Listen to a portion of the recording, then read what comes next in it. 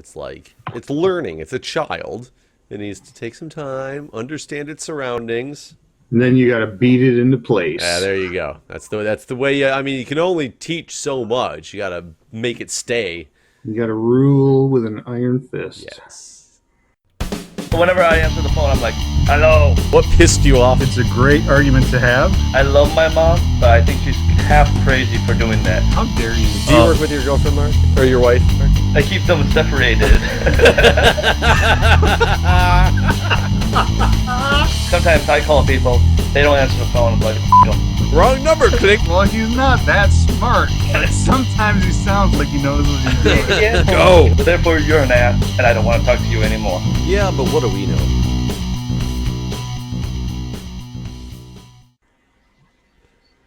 So, hello, everybody, and welcome. What Do We Know podcast. I'm Jeff. I'm Mark. And I'm Mike, and this is what we know.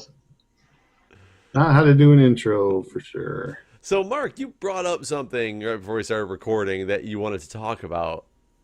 Yeah, so we're talking about our past, and I was thinking of some of the great pranks that we used to pull on each other and on other people. And one of the really great pranks that I remember, it didn't actually involve me, and I heard it all secondhand, and it was Mike's prank on one of our teachers that we used to have in high school. So why don't you tell them? So looking back, I feel really bad about this. You should. I don't think it's hilarious. Well, it was funny, but It makes it all okay. yeah, it was she was a super nice woman. She really was. But she was very peppy and very cheerleaderish in the manner where she was like super excited about everything and like. So I hit her for. I didn't even go to your school, but I have a feeling I already know exactly who you're talking about. Was she the random acts of kindness lady? Yep. Yes. Yeah, that's her. And I had her for first hour, which back then I was not a morning person. I feel like I'm trying to defend myself, and there's no defense for what I did. So, anyways, she had this dog that I can't remember now because this was so long ago. If one of her students gave it to her or one of her kids, maybe it was her daughter, I don't remember. Somebody gave her this dog because there was some split. So here in Michigan, like Michigan and Michigan State are like big interstate rivals in sports and things like that. Well, this dog, like half of the dog was in this white fabric with Michigan logo all down it, like the college logo. And the other half was Michigan State. It was a white fabric with Michigan State logo all down it. So, and she had this dog in her classroom. And She was a huge Michigan State fan, by the way. And I remember because she wanted to teach the class. She's a little weird. She wanted to teach the class how to sing the Michigan State song. Of course, she screwed up, and she goes, da, da, da, da, da. And we're all like, what? which is the Michigan fight She's like, song. no, that's the wrong song. But anyways. So this dog was in her classroom, and I didn't act alone. I had a couple of people helping me. You had an accomplice. Oh, yeah, there were a couple of us who made this possible, but we kidnapped the dog and started writing ransom notes on its behalf.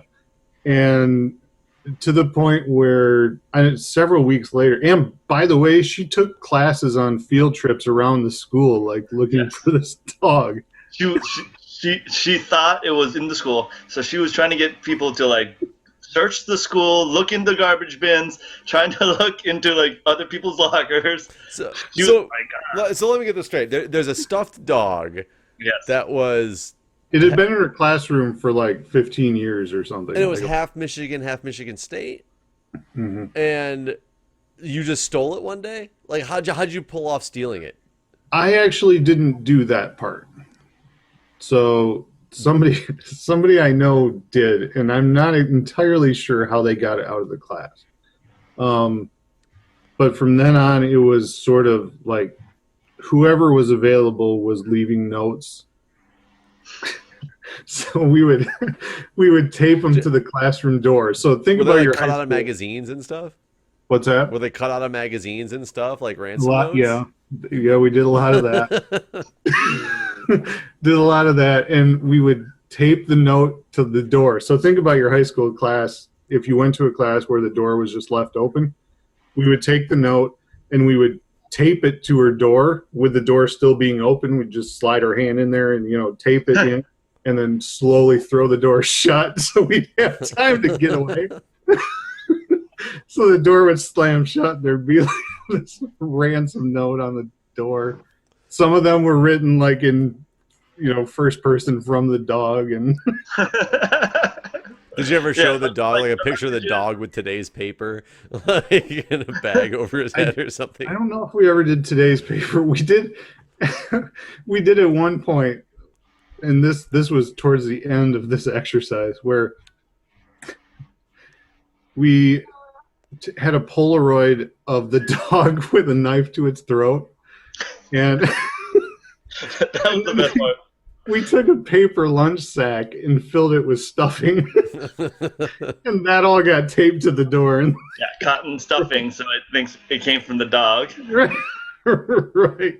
So she saw this note with us with a knife to the dog's throat and a bag of stuffing taped there. Yeah, I was a horrible kid. But it ends on a good note where you do give the dog back. So. Right, she got the dog back. Yeah, we weren't that awful, but Did you guys give it to her like, haha, it's been a funny prank, or did you like make it magically show up on her desk one day again, or it showed up on the door swinging shut. how long did this go on for? Weeks. It was probably a month.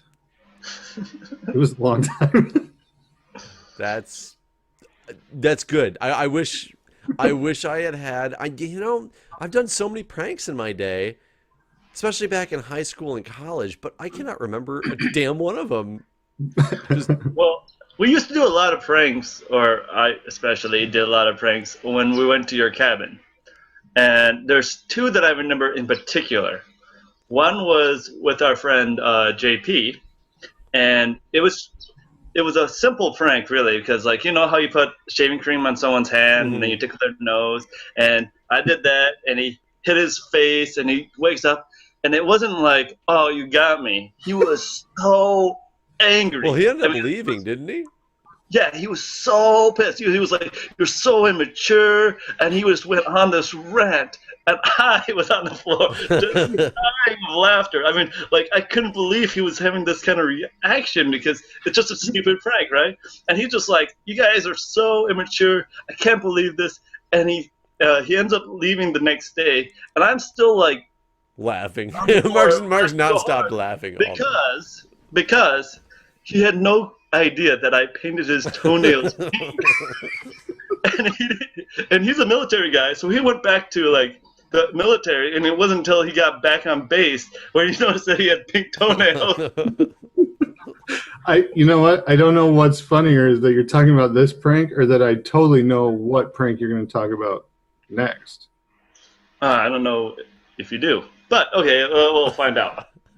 Because basically, I did this prank a couple of times, and I did this to our friend Matt, and he was like on the top bunk of the bed, and I did it, and he sort of woke up, and he got really pissed off, and he yelled into the bathroom, and I was thinking, oh fudge, like he's really overreacting, and he was like, come on, Matt, because I was really drunk at the time too. He's like, come on, Matt, don't feel bad, da da da da, and Matt's like yelling at the other side, and I was like, come on, man. Come on, we'll have a beer. It'll be okay. So he cracks open the door, and I'm like, okay, buddy. And then as I swing open the door, he had a can of shaving cream pointed right at my face. Oh, shoot. And I mean, in my mind, I was like, oh, I deserve this totally. And he goes, and nothing comes out. That's right. It like dribbled. Like the empty shaving cream can, like if you're about to shave, and it's just like, I remember that. And his face went from, ha ha ha, so angry. Oh, I do remember that. What's the one that you thought he was going to talk about? He would have had me perfect. I thought you guys were going to talk about the prank you guys pulled on me. Which one was that? the night baby. of what's his name's birthday. Oh, Greg. Right. Yeah, Greg's 21st birthday with the watermelon and the. so Mike gets really really drunk, and And by the way, because totally opposite in the spectrum, which is why I thought Mark was going there because I didn't get mad at this prank at all. so we had so many people staying at your cabin that they set up a tent, and it was like Mike and I think Amber was also sleeping in the tent, and we were really not thinking this plan out very well. But our deal was Mike and Amber's passed out in the tent, so we're gonna drag the tent over to the dock, So that and then when we open up the door, Yeah, to we'll the just lake. walk and fall right into the lake. Excellent plan. Execution wise, didn't work quite well because we're like, okay, first we'll just drag it with two people inside the tent, and we can move it. And before you guys wonder, yes, we unstaked the entire thing. We didn't leave the stakes in there. We literally pulled all the stakes out and we're like, this is going to be easy. Okay, Mark, 1, 2, 3. The whole time, we were at first afraid that Mike was going to wake up, but we quickly ignored that aspect when he continued to snore as the tent collapsed in on top of him, and all we kept hearing was snoring. And then okay, so that plan failed, but we weren't going to be deterred because Mike hadn't woken up yet, and we're like, I can't believe Mike's still sleeping. He must be really drunk. So we got our watermelon. I think it was toenail polish or something like that. We painted a little face, and we put it in the tent next to Mike and Amber, I guess. And then we got a walkie-talkie. I think Amber got mad at that point, or maybe it was after that. I think Amber got mad and went inside because the tent had already collapsed in on her. I was gonna say, and this is all secondhand information. And we still couldn't move the tent with just you in it, by the way, because we tried. And we're on the walkie-talkie, and we're like, wah, wah, Mike, wah. And we're like pretending to be baby, like Mike's baby, like, where Mike's baby? Wake up, change me. And we did this like for like 10 or 20 minutes. It was just ridiculous amount of time. And you didn't wake up at all, Mike. Like, I don't know what would have woken you up, but you just slept through it all. Like, tent being moved, like watermelon tent baby. attempting to be moved. Yeah. He did wake up with a collapsed tent on his face and was kind of like, what's going on? I think had we been able to move that tent so he opened up the thing and went out into the lake, that would have been hilarious, but unfortunately it didn't work out that way. You guys like drew on me or something too. Probably. we were also extremely inebriated at that time, so we did. I just remember waking up in the morning and there was not a huge hot water heater at this cabin. So you had to like shower and shower quick for everybody to get a shower at that place. And I remember waking up and having to take a super long shower because I had to wash writing off of me. And that was like, I didn't get mad or anything. I was just like, all right, nobody gets a shower. If I recall, you woke up at like super early and you like went into town and got the paper and like got some coffee or something, and when I woke up you were like sitting outside at the looking at the lake like with the paper reading it, and you just said, joke's on you, I used all the hot water, and like turned right back around and started reading the paper again. Yeah. Man, pranks. I wish I could remember some of the college pranks that we used to do. I just know some of them from the fraternity house, and I remember one. So if you're in a fraternity house and you're a pledge, you have a lot of things that they're so dumb, but you take them so much to heart. So one of the big things is that you're supposed to be pranking the sorority house. The sorority house is also supposed to be pranking you. It's a back and forth thing. So you have to watch out for like your composites are the big thing to get stolen. Your flag is a big thing to get stolen. So you got to keep an eye on this stuff and make sure the sorority, pledges don't like come and steal your stuff. We got our our flag stolen one night at one of the parties that we had because as pledges we didn't watch it close enough. The girls realized there was an opening. They took it, they got it out of there. They made sure they made a phone call and said, hey, we got your flag. Like, what are you going to do? Type of deal. So we drove over to one of the houses. So the girls didn't have a sorority house. They had multiple houses that they rented because there was some old law in Flint that if more than 5 women live in a house, it's a brothel. So there was no sorority houses on campus because you had to have less than 5 women in a house. So they rented a bunch of houses right in front of the school, and we drove over to one of the houses one day, and I'm trying to remember exactly what we did, but we told them that we were there and we were going to take something of theirs so that we had something to trade for with their flag because we were trying to like pick up some of the stuff off their lawn, and they came out and wouldn't let us, and they got in our way and like wouldn't let us steal all the stuff that we wanted to steal. So I had the brilliant idea. You remember I drove a Pontiac Sunfire? Yeah. So 2-seater Pontiac Sunfire, 2-door manual vehicle. 3 of us showed up over there in this Pontiac Sunfire.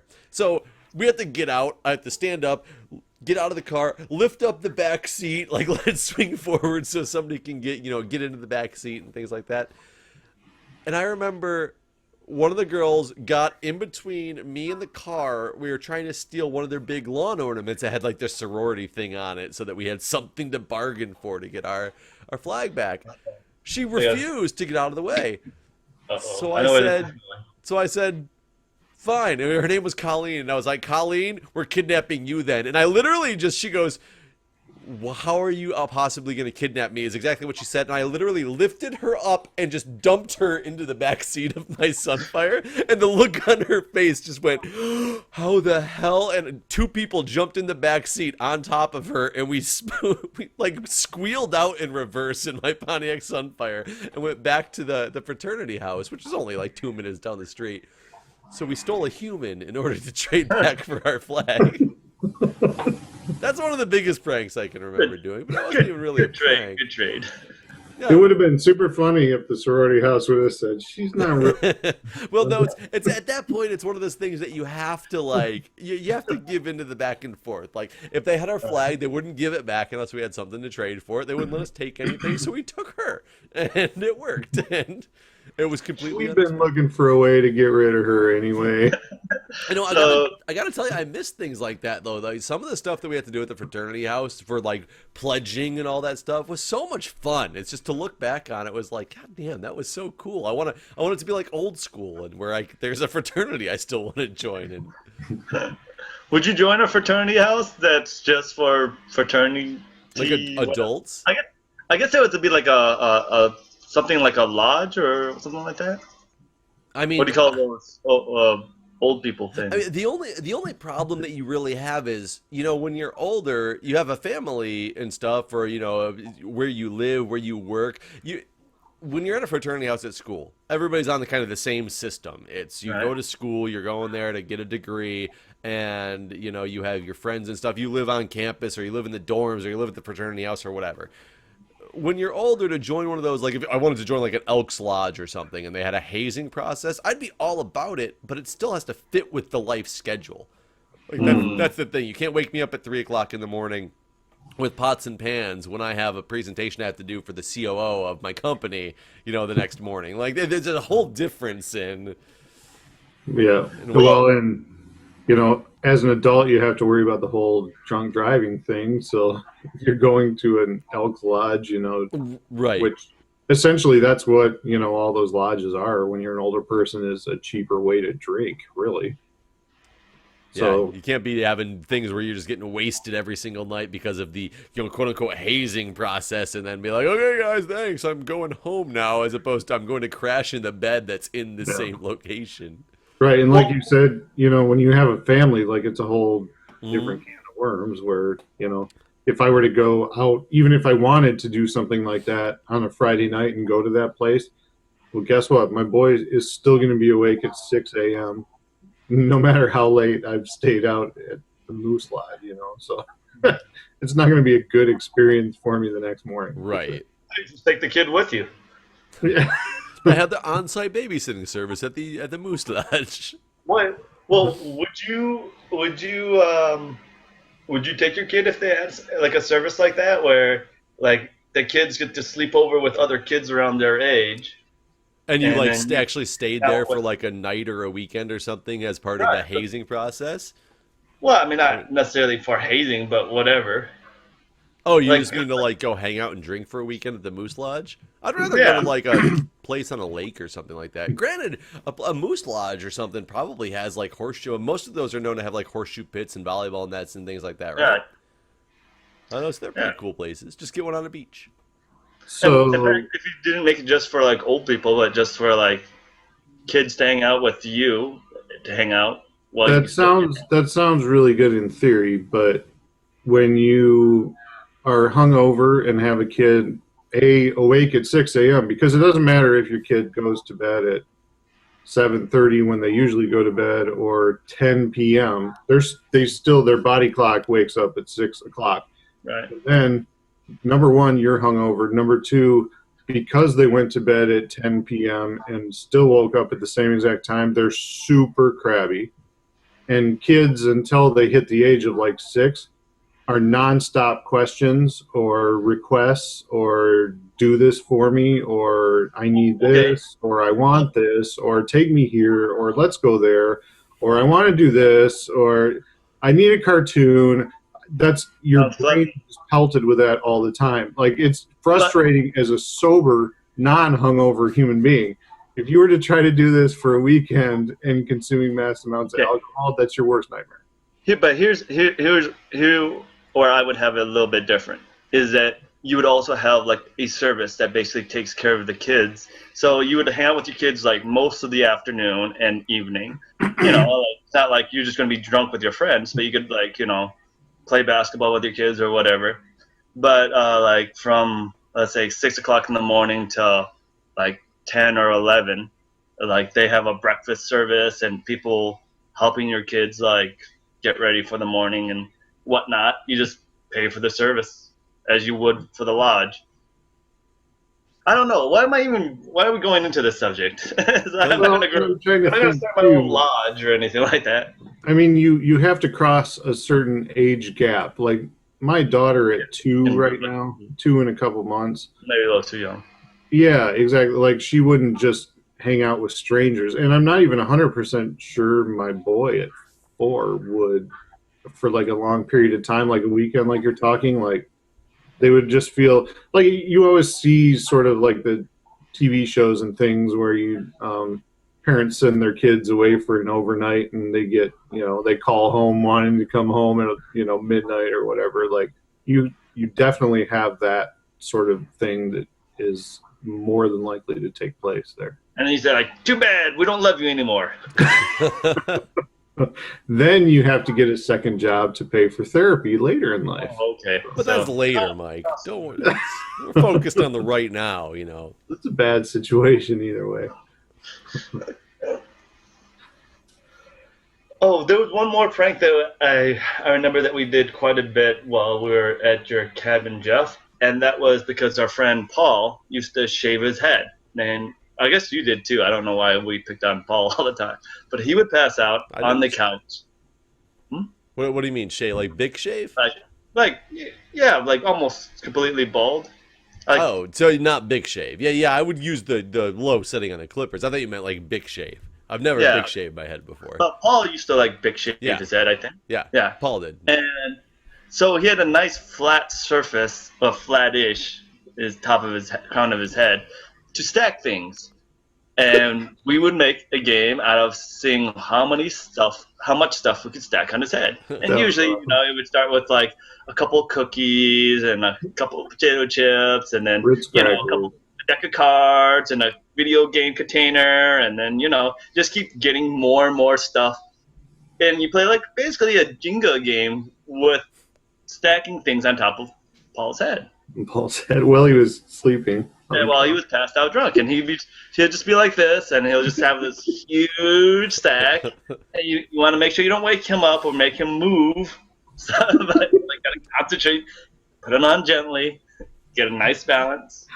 I'm pretty sure you and I, Mark, made a drinking game out of that one year, didn't Yeah, we? It's kind of funny. Granted, other games weren't as, fun as stacking things on somebody's head. But we made multiple games up at the cabin just out of drinking games that we brought back year after year after year. And I really think that's how half the I think that's how cornhole was probably invented. Was somebody was like, dude, I got a board and it's got a hole in it and I got some bean bags. Let's see what we can do here. Let's throw stuff at it. Well, we made the can on the log game. Right. Knock the can off the log. It was literally here's all the throwable objects we had from the shed. It was like a Nerf football and a frisbee and an aerobie and all this stuff. And it was put a beer can on the log and knock the beer can off the log, but the log can't fall over. It doesn't count. Different things were worth different amounts of points. Yeah.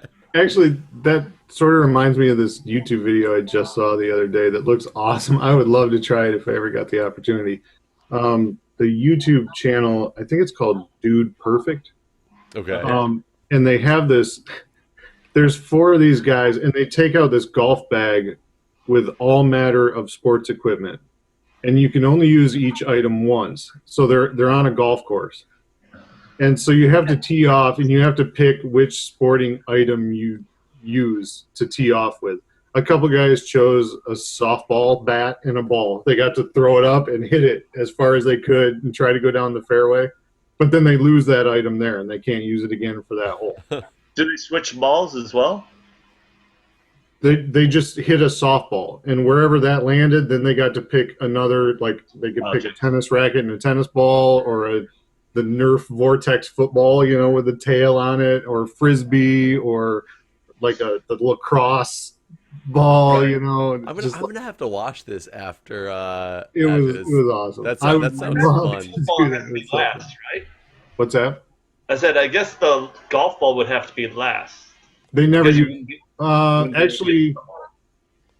I think they used a golf ball once they got on the green, but they had to putt with a hockey stick. So Happy Gilmore style. Yes. It was really funny. Yeah, you guys should check that out. Dude, I actually want to go do that now. It's just one of the games that comes to mind when I think about the cabin was, do you guys remember the year that we did we did boxing with the the big inflatable boxing gloves? Yeah, they weren't even inflatable box. What were they? Sock and boppers. Sock and boppers, yeah. And so you guys had me fight Jerry, who Jerry is built similar to me. We were both fairly big guys, broad shoulders or whatever. So we were gonna fight, and my sock and bopper broke early on. Do you guys remember that part of it? Yeah, you punched down in it. For those of you who haven't seen it, there's an inner cavity that your hand fits into, and then all around it is this inflatable, I don't know, hard. Yeah. Well, not hard plastic, but it's like a balloon, but it's made out of plastic so that it won't rip as easy. And Jerry and I are fighting, and fairly early on in this fight, I realized that the cavity that my hand was in broke away from whatever was holding it sort of in the middle, so that when I would hit Jerry, I was hitting Jerry. It wasn't air cushion anymore. It was my, the air cushion that was once right here. That stabilized, it broke away. So the air cushion might have been here, but when I hit Jerry, I was punching Jerry in the head. And I kept trying to stop it, and Jerry had to be drunk or something, because he was like, "No, it's fine." I don't know how many times I punched Jerry square in the head in that fight. I remember at one point I tried to only fight with my left hand, because the right hand, every time I was hitting Jerry, it hurt my hand. I know it hurt his head. That was bad. Jerry could take a punch, that's for sure. Right. That's for sure. Man, I'm trying to think what other games we played out there, because man, we did so much ridiculous stuff. Because we would when we first started going to the cabin, it was a week at a time, and we would just be outside in front of the lake for a week. So, granted, it sounds awesome, and it was awesome, but we always had to do new things to entertain ourselves. Right. I can't remember what else that we tried to do. Well, I remember Oh, go ahead, Mike. I was going to say, I remember this was priceless, funny cabin story. And it's not really a prank or doesn't have anything to do with that. But so we were going out on Jeff's pontoon and we were going out swimming or something like that. And I believe, if I'm not mistaken, right off the front of your cabin, it was like no wake till it got in the big part of the lake. That is correct. So, so we're going slow in this pontoon, and as we're going slow, another boat goes by us, and they're moving pretty substantially, like at a higher rate of speed than us. So, so we're ragging on Jeff, talking about how this guy's racing him and he's losing and this, that, and the other. So Jeff takes it up a little bit faster. And in fairness, I don't think Jeff was even really racing him. I think he just got tired of listening to us talking to him, so he made it go a little faster. Well, then the next thing I remember the boat just like jumping, like it lurched. It totally lurched on us. And Mark made the comment about how, what is the motor falling off or what just happened? Something like that. It wasn't 2 minutes later that the motor fell off the boat. And and it's so funny because I gave it some gas because we had gotten into the wake zone at this point, and the motor that we had on that pontoon was a 70 horsepower motor, and most of the ones in the lake were like a 35. So I knew that this thing was faster than any other pontoon, not a speedboat, but faster than the pontoons on the water. And I remember giving it some gas, and when it lurched, I cranked the throttle back. And the motor, I looked back, as Mark said, like, "Oh, what'd you do? Lose the motor?" And I was like, "No, motor's still there." And then 2 minutes later, I cranked it forward again. I was like, and the motor like cracked off and broke off the back of the boat. What caused that? Freaking out. What caused the first lurch to happen? I have absolutely no idea. Well, I remember the engine fell into the lake. You shut off the engine, and we saw that it still might have been attached. And the next thing I know, I'm looking until back. It still might have been attached until Mike dove in after it first. Like, Well, it was attached by the electrical wires Yes. still at that point. Yeah, The yeah. gas lines and stuff like that. But it was so quick. You guys just jumped right into the water. I was like, damn. Well, once I saw Jeff had it in neutral, like I wasn't worried about the propeller, I was just worried about losing the motor because I know that thing's expensive. but the thing is, in the water, had it actually come detached, what would you have done? Sink to the bottom with it in your hand? No, well, motors are super heavy, but I know I'd lifted them before, so I knew I could handle it. But you couldn't touch the ground. You couldn't touch the water. It was a super deep part of the lake that we were at. Right. We had to swim Actually, the boat to remember- shore in order to get it so that we wouldn't lose it too far.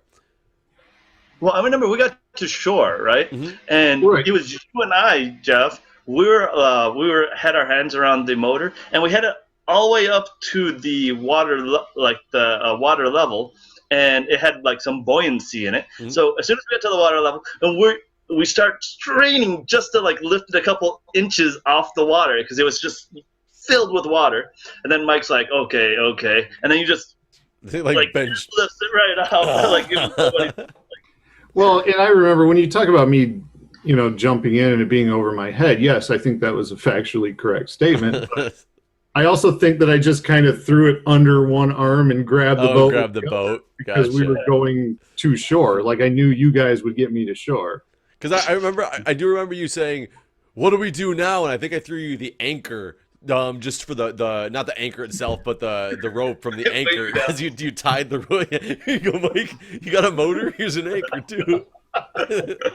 I'll give you the rope of the anchor, so you tied the motor up with the anchor, and then we tied it to the boat so that we wouldn't lose it when we got it, so we could get it to a shallow spot. Oh, and it ended God. up getting saved too. Yeah, we saved it. It broke. The steering cable was the only thing that had gotten broken, so we had to replace it, which was still like $150 for that steering cable or something like that. But my And parents, like the boards on the back. and the boards on the back, yeah, it was held on by boards. Go figure, right? No wonder it broke. Held on by boards. But yeah, my parents stayed up there for one extra day, and we just went and got the new steering cable and put the motor back on the next morning, and then they left so that we could enjoy our week of, we were only Debauchery. 19, 20 at the time. Yeah. So it was good times. Yeah, it was good times. Anyways, I think that's going to end it for this episode, guys. So let us know what your funny pranks were. You can always leave your comments down on YouTube. leave your comments below. Right. Email us, wdwpodcast@gmail.com. Otherwise, wdwkpodcast.com is our website. And we'll see you guys next time. Bye-bye. See ya.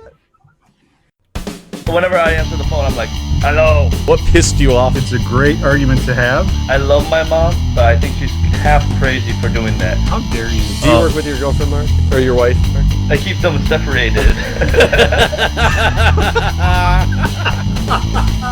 Sometimes I call people, they don't answer the phone. I'm like, Wrong number, click. Well, he's not that smart.